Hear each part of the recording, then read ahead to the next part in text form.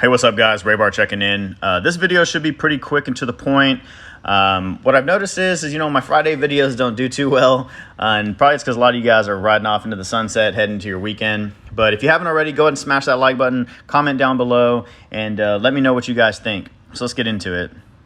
So if you notice here, I have about 6 options strategies open right now. I got a couple of credit spreads that I had went into, a couple of covered calls, cash secured puts, and 3 option strategies here, right?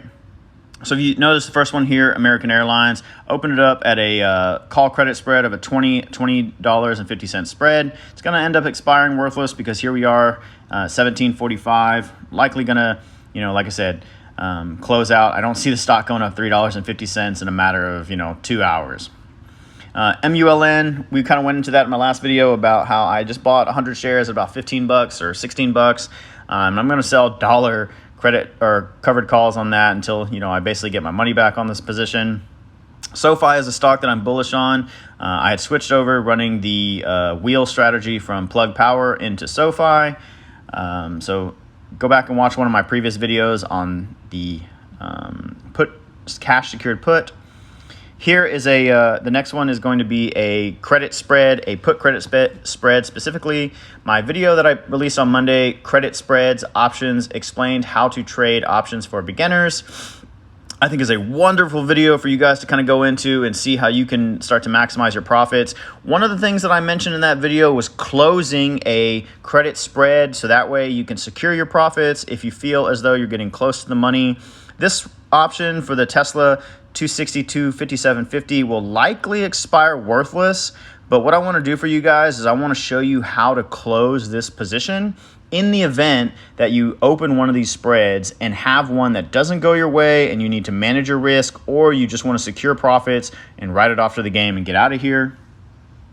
I have a 3 option strategy here that expires next Friday. This one should, I think, honestly, probably lose me $5. And then I bought a Palantir call at 18.50, expiring on 8.4. They report earnings, I think, 2 days after that. So I'm kind of betting that it would skyrocket leading into earnings. I jumped the gun way too soon. Greed is a bad thing for options traders, and I got greedy on this one. I had opened it up yesterday or the day before the stock started tanking. So I'm down about $87 on this position right now, but we'll make it up with a bunch of our credit spreads that we are going to end up doing next week. And so far it's been a good year for me. Got about normal $300-400 that's going to my sweep cash account, making about, I think, maybe 1.5%. Yeah, 1.5%, because I'm not part of Robinhood Gold. Bitcoin kind of hovering right around that $30 range. I like to back the truck up if it gets to 20 or over or under 20,000, excuse me. Wow, my brain is not working today.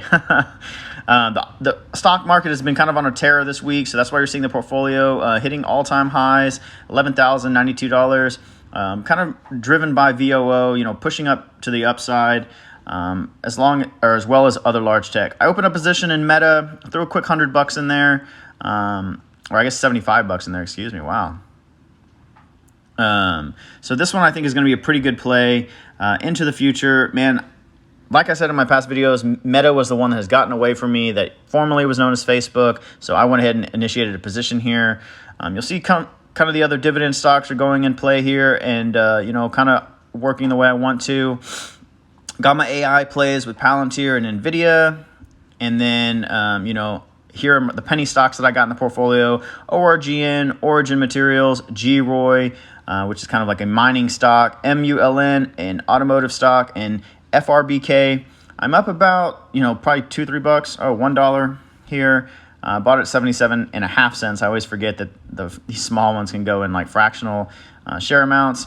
And then I got a couple here I'm watching. AUR is taking a dip here. So, I have a couple calls in my long portfolio in my mainstay account. This one, I think, again, is going to be huge into the future. So, maybe open up a position there and check it out. So now let's get into it. What I'm going to do is I'm going to go back up here and I'm going to close this credit spread so you guys can see how to do it, even though it will likely expire worthless and I will air quote, losing out on $5 of this profit. But if you notice here, I will make $8 on about $250, which is, about 2 or 3%. So what you want to do is you want to go into your credit spread. You want to hit trade, close, and then basically, remember what I said is when you're buying an option, you'll always do pretty much the ask. And when you're closing this will be a debit. So we're going to go with the ask. I could try at a $5 cent, which would be $5. But if you notice here, it's a low likelihood. So basically, we're going to go back to the... What am I doing here? Wow. In order to close a call credit spread, what you're going to want to end up doing is you're going to hit trade, close, type in your price here, which it's going to be at 6 cents for me because we want to end up closing this position, right? So I'm going to hit review, swipe up. You're going to notice here it's going to cost me a $6 debit. Here we are, we close the position. And that is essentially how you close a credit spread.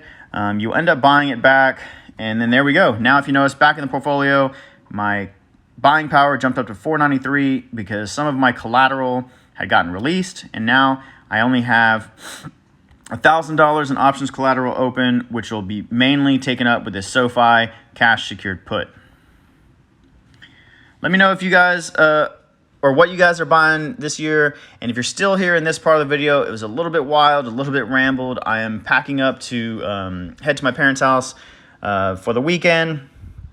So in a bit of a frazzled rush. So sorry about that. But go ahead and smash that like button, comment down below. And if you're still here in this part of the video, comment Arizona tea because they are the inflation kings, still selling at 99 cents. You guys know what I'm talking about if you know. Hope you guys have a wonderful weekend. Thank you so much.